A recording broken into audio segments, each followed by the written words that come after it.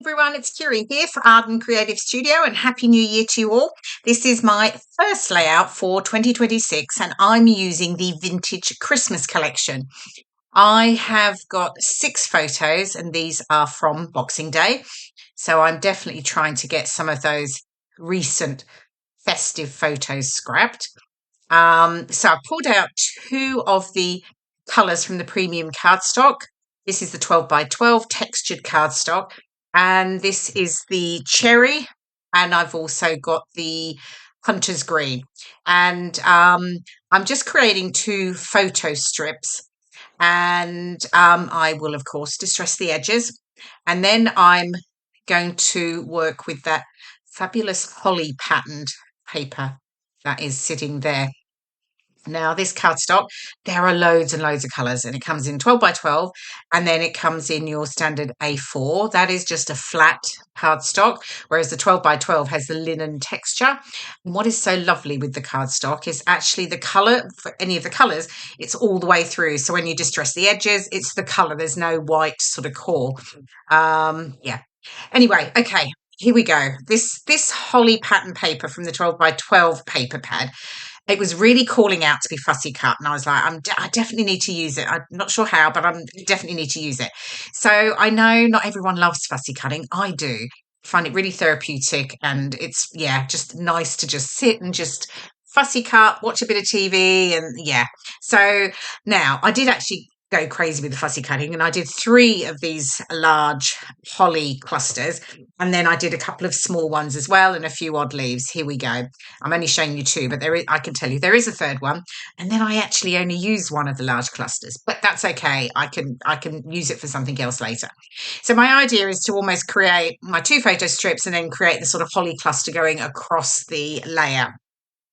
And I decided, because I had the red in my photos and I'd back the photos in the red and the green, I felt like I needed to add maybe a bit of red here. So I've just pulled out, it's a Distress Oxide, it's in Candied Apple, and I've just sort of watered it down slightly, and I'm just colouring in the berries on the fussy cut holly clusters.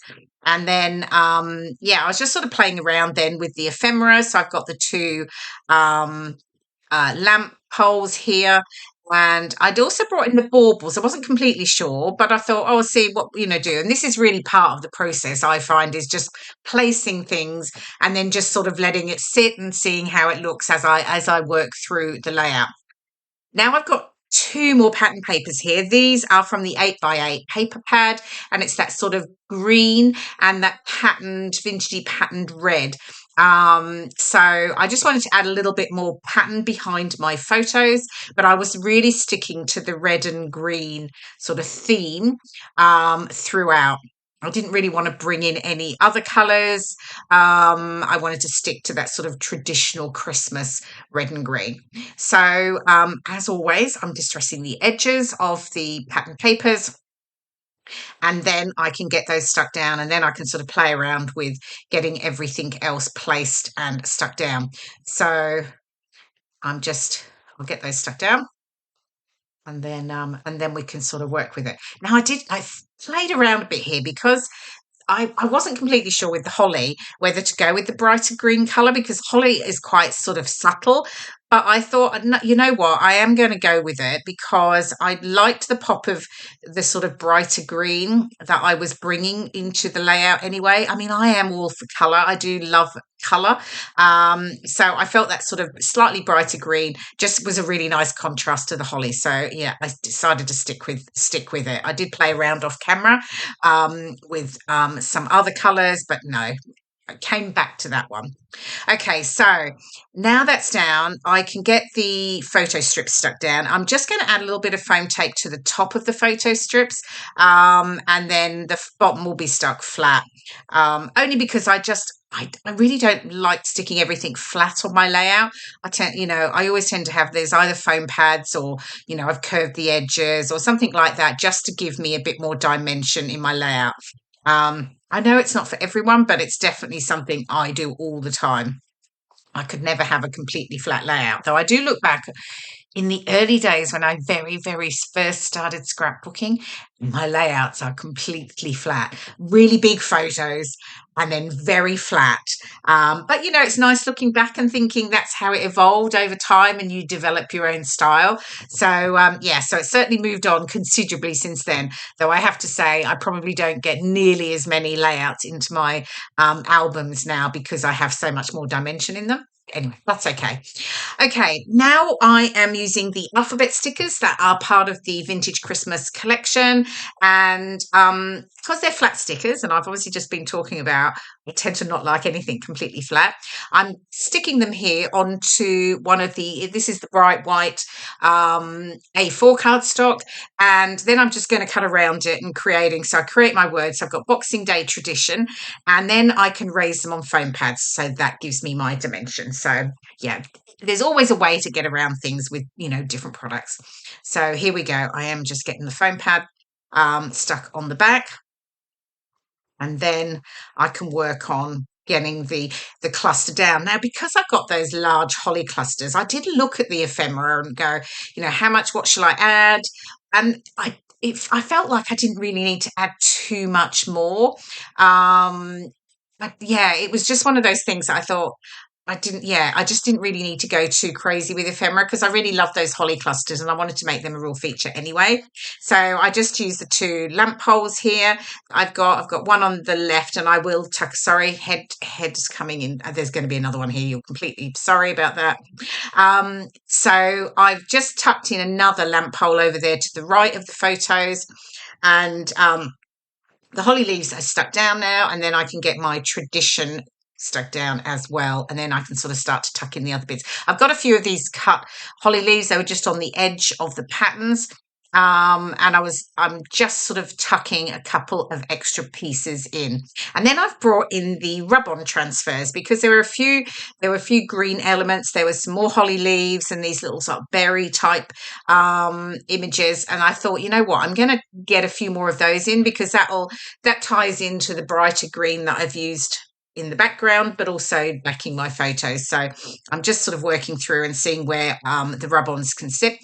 The rub-ons are a great way of adding, almost like creating dimension, because you've got those flat on the background. You've got your ephemera or all my fussy cut holly leaves that are lifted up. So you've already creating another layer, which I really like. Okay, so I'm now just drawing the lines for my journaling, which I will do off camera because I've got this rub on here that I rather liked, and I felt like I needed something else to sort of balance, bring the eye around the layout.